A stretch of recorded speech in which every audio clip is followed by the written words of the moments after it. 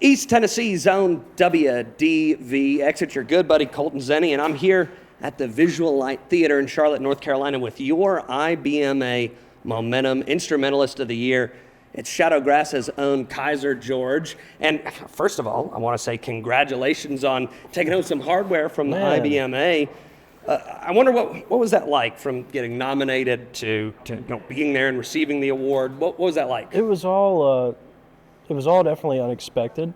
I was, luckily enough, we had the kind of that first of that week off, where I could go down there. I live in Nashville now, so it's not too far from town there. But I just went, and I didn't even know I was nominated until I happened to check my Instagram at a coffee shop, and I was like, well, that's my name on there.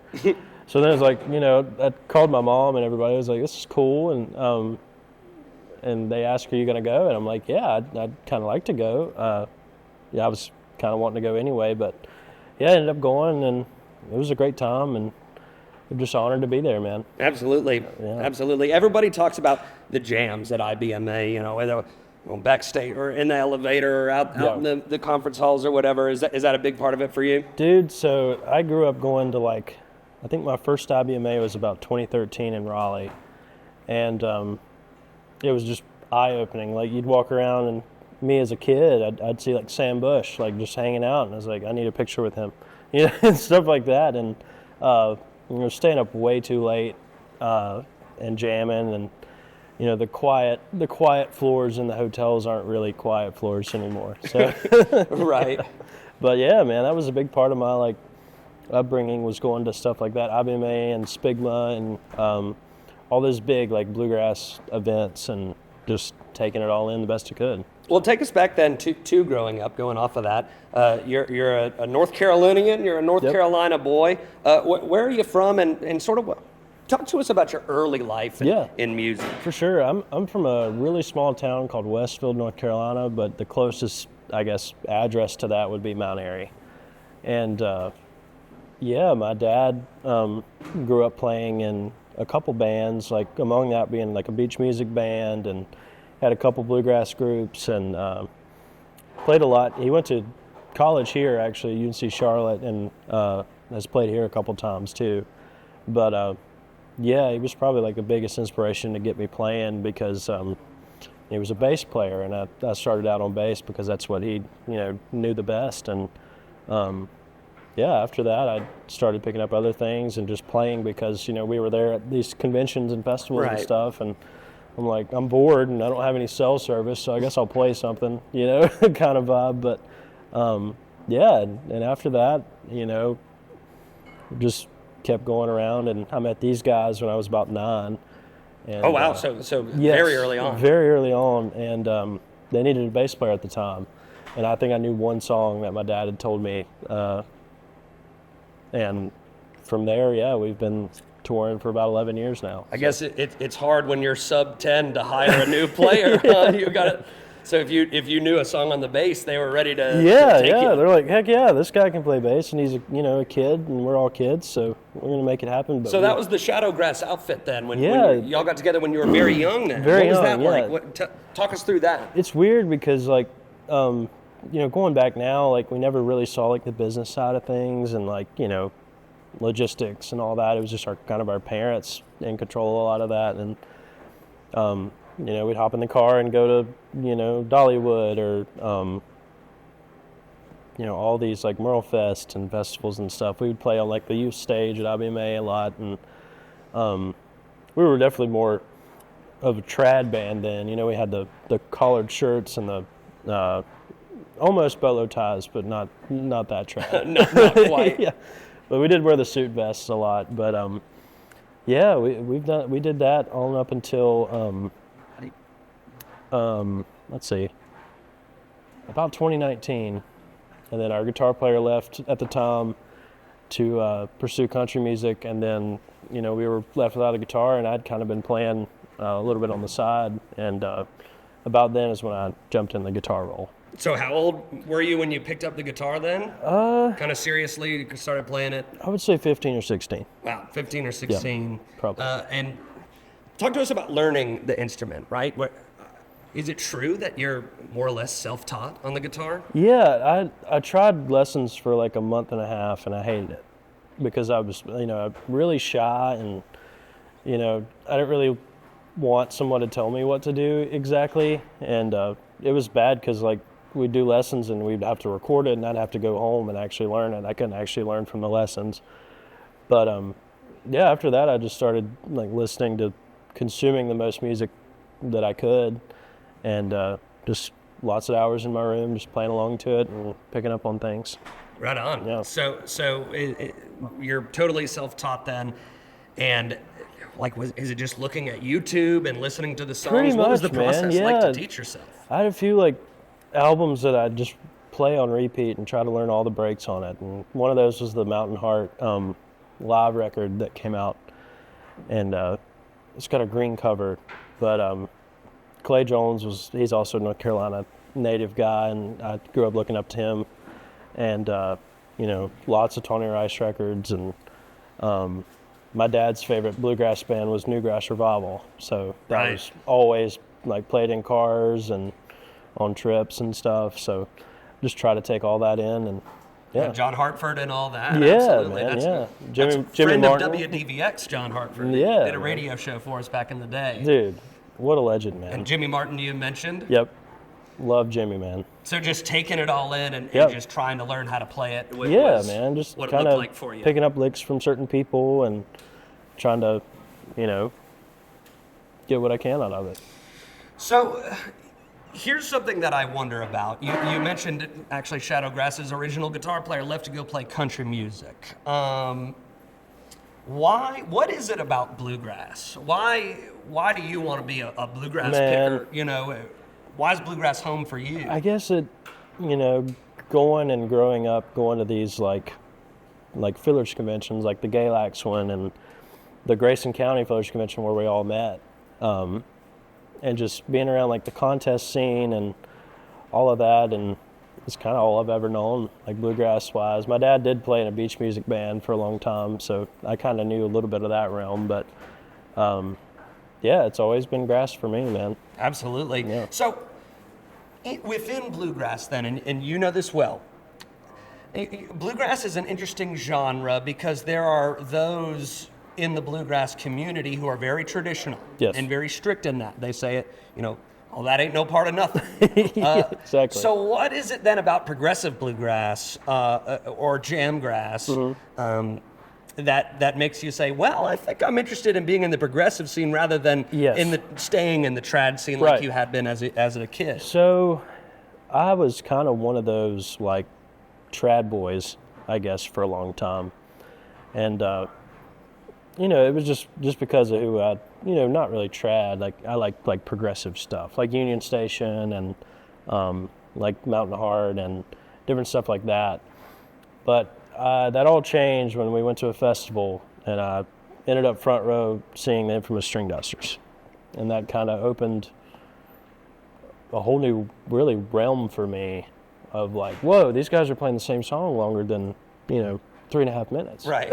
And it's like, and they're just killing it, and Jeremy's up there just absolutely going ham. And yeah, it truly changed like my thoughts about music. And then I got into jazz a little bit too, which helps with that long improvisational stuff. And Absolutely. but yeah, it was after that I became like a huge String Dusters fan, and then after that I discovered like Billy Strings and Old Yonder and Leftover Salmon and all that stuff. Right. But, One thing that I like to ask players in the jamgrass scene is simply, what is jamgrass to you? Like, how do you define it or describe it? Where does bluegrass go from traditional to progressive?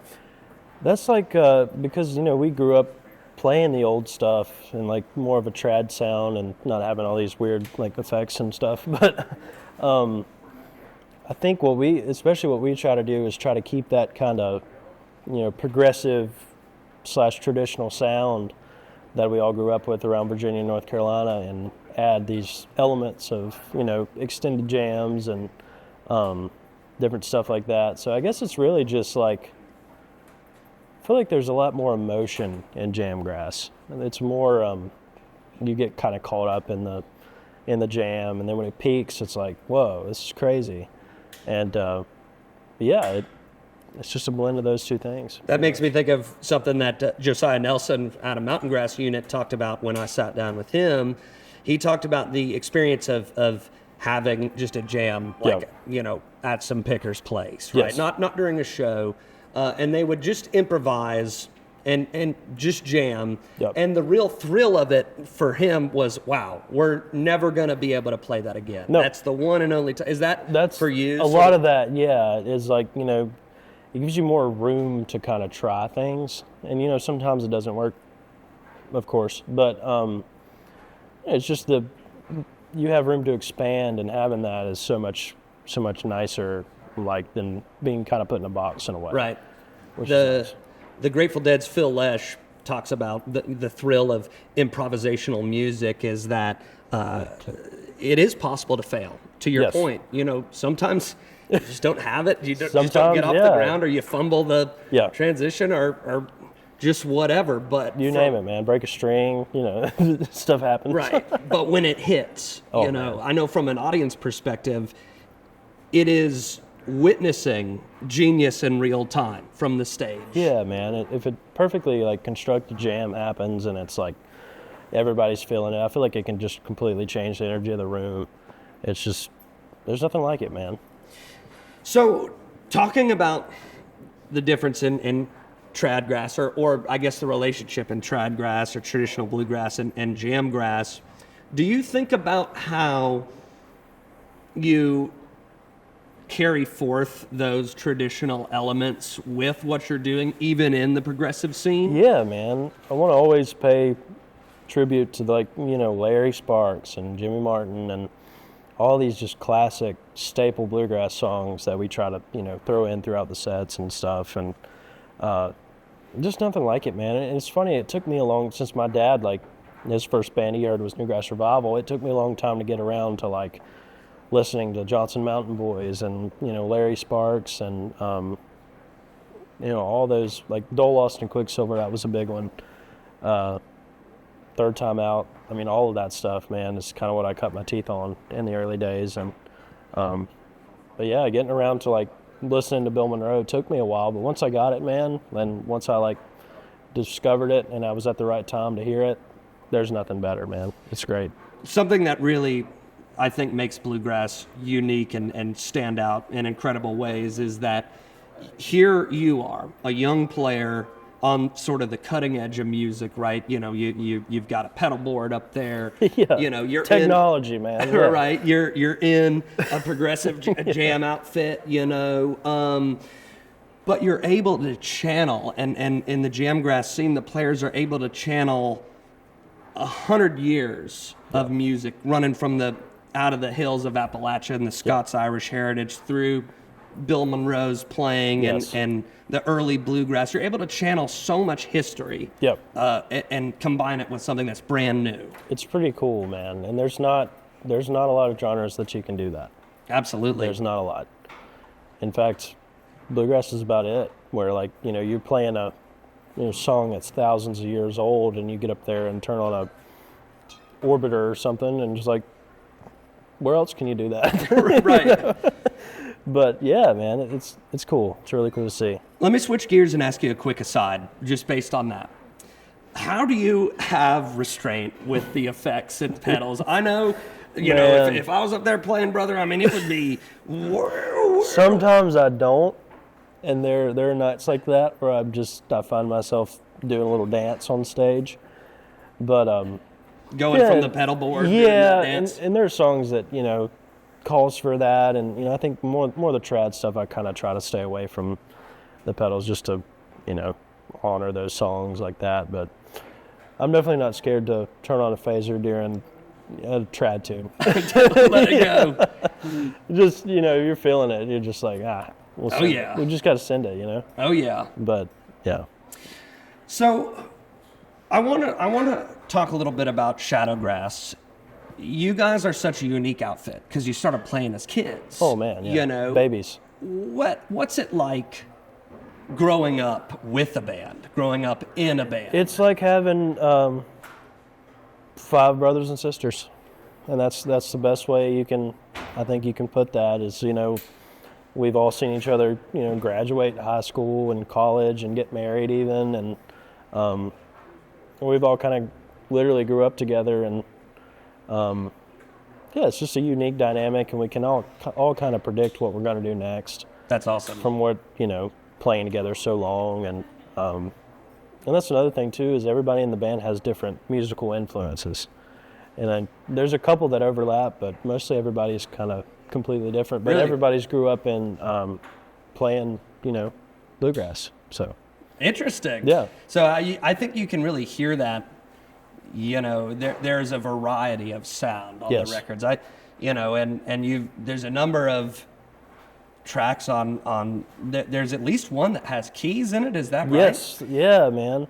That's unique for a grass arrangement. Yeah. Right. And that a lot of that comes from there's a guy named Josh Schilling, and he was a part of that Mountain Heart band that I, kind of got me into playing bluegrass. And it's so cool to have him as a friend and get him on the record and stuff. And yeah, man, I think there's definitely a place for keys in bluegrass. I think so too. I think about that Ricky Skaggs and Bruce Hornsby live record. Absolutely. Is unbelievable. That white-wheeled limousine. Yep. So let me ask about, you guys get together, right? You're a bunch of, how old were you again? 9, did you say? I think I was 9, and then I might be wrong on this, but I think Clay was like 12 or 13, and Luke was like 14. So y'all are a bunch of squeakers. Yeah. And you're in your little suits and you're playing bluegrass. And that's when you get together. And if I'm correct, over those couple of years, you gain a significant following on social media, right? Yes. So years go by and you guys are growing up and you're growing up. What was it like making the transition or transitioning from, being a bunch of kids, kids playing bluegrass to now you guys are a mature, adult, legit, like progressive bluegrass outfit? Yeah, man. What was that transition like? Especially from like going from the trad world into kind of more the jam world, it was, because we didn't really know what we were doing. We had heard like bands like the Dusters and people like that who were, absolutely killing the jam stuff. And we're like, I love that. So like, what if we just kind of tried that for a little bit? And we started all like getting into the Grateful Dead and Widespread Panic and stuff like that. And I think that kind of naturally just made us more jammy, I guess. Yeah, bringing you. Yeah. So as you're growing up and as you're doing that, and you take on a progressive sound over time, did you notice in the audience, oh wow, there's some more tie-dyes out here than there used to be? There's definitely a shift. And, I love it because Billy said this in his IBMA keynote. He's like, we're just trying to make friends with people in camo hats and tie-dye. Absolutely. And it's like, that's perfect. It's like, what other genre also will you have that? People in full tie-dye, like overalls and everything. And then, peepaw. Exactly. Crushing brewskis in a, trucker hat. And they're all loving the same thing. Mm-hmm. And it's really unique that way. But yeah, we definitely had some people when we started who had seen us before we started playing with pedals and stuff who were a little thrown off by our new sound. But right. Yeah, man, it's just kind of become that way. So kind of going off of that, a lot of tie-dyes in the crowd in bluegrass today. Talk to us about just what are your thoughts or feelings or observations on the state of bluegrass, the state of jamgrass today? It's probably the healthiest it's ever been, and it's brought, like Billy's brought so many new faces into the scene, and it's not really changed as much. It's just I think the music itself has gotten bigger, and it's being able to spread around to more people quickly, and it's definitely been these people love the music, and that's what it's all about. Yeah. Absolutely. Yeah. So where then do you see the music going? Do you see it going in any particular? Is it just we'll have to see? Yeah, I could say that. I don't know. It's one of those things I think we'll just have to kind of sit back and watch and kind of let nature happen like Right. it will. Yeah. Natural selection and jamgrass. Yeah, exactly. I do love, because there's a lot of bands out there that are still like Billy and the Dusters and the homies in Mountain Grass and that are still paying like so much respect to the old scene. And with that, I don't think there's no way it's going to die, especially. I think you're right. And I think especially with cats like Shadowgrass, with, them guys at Magoo and Mountain Grass Unit. There's so many great young jamgrass outfits. There's some people who say, oh, well, Billy's young. Well, he's 33, right? I think he just turned 30. I mean, you guys 10 years, more than 10 years younger. That to me, as an enjoyer of the jamgrass community, signals sustainability, right? Yeah. Because y'all aren't going anywhere. And it's cool, man, too, like at IBMA, seeing all the kids that are, just like I was at at Don, walking around and looking to get into as much trouble as they can while they're there. And, and I think there's more kids getting into this music now than there ever has been. And that's awesome. That's such a great point. It's so great, man. I heard a funny story about you and the Dead and your introduction No. to the Dead. Have you told this story before? I think I did on a podcast, man. So, yeah, it's out there. So, do you want to break the news here? Or? We can do it. Sure.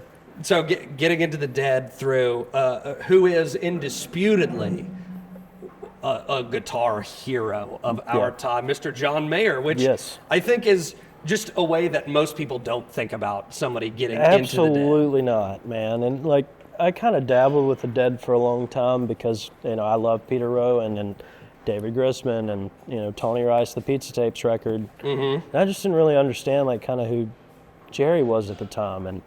And then, Dead & Co. came out and I was like, oh, okay, who's in this band? And I looked and it was like the only one I knew at the time was John Mayer. And I'm like, well, I'm gonna go see Mayer. Go see these guys, like, and because he's always been one of my giant guitar influences and heroes. And I went and saw the Dead, and I knew some of the tunes from Bluegrass because a lot of the tunes were covered like by the Seldom Scene or a bunch of different grass outfits. But it blew my mind, man.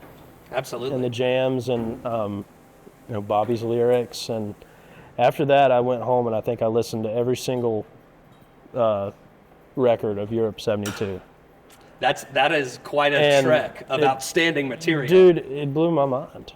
And that's how I got into it, which is, I'm sure there's some hate for that because, Mayer was, he's not Jerry. I'll tell everybody here on WDVX to give anybody hate for that, you're a loser. That's what I'll tell them. That's just loser activity because why would you, whatever gets somebody on the bus or gets somebody on the train, if it's Bluegrass or whatever. Absolutely. Who's anybody to say, oh, well, you didn't get into it the right way. Right. There's a lot of similarities with that with like Bluegrass too, is like people, coming in the genre now versus like, oh, your grandpappy didn't, drive 30 minutes to see Bill Monroe in the 50s. You're not a part of this. But, people are going to get into music, how they're going to get into it. And it's just funny that was kind of what opened that world for me was John Mayer. Yeah, well, I'm a guy who's seen Mayer and Dead and Company a bunch, and I'm just so thankful that you can still have that access into the music. Yep. And I think sort of when I think of the young people, the Dead scene and kind of the jamgrass scene today, I think of, these young people see a scene that they can really be a part of, not look back on and say, gosh, I wish I was a part of it. Exactly. And it's still alive and well, man. And you're at the front of that. Does that ever hit you, at night or whatever? Man, wow, I'm really a part of this thing. I'm just happy to, play these tunes and, I'm just happy to be here, man. Absolutely. With all these, awesome people up and coming and, making friends with like Billy and the Duster guys and, it's really happy to be here, man. Absolutely. Definitely honored to be a small part of this. for sure. Well, I don't want to take up too much of your time here as we're getting just about an hour away from showtime. And I want to ask, what's next for Kyser George? What's next for Shadowgrass? Are you guys maybe any studio time that we could be looking out for? Yeah. Tours coming up next year? Plug what you're working on. Yeah, absolutely. I know we're probably hitting the studio early next year, and going to put out another full-length record, and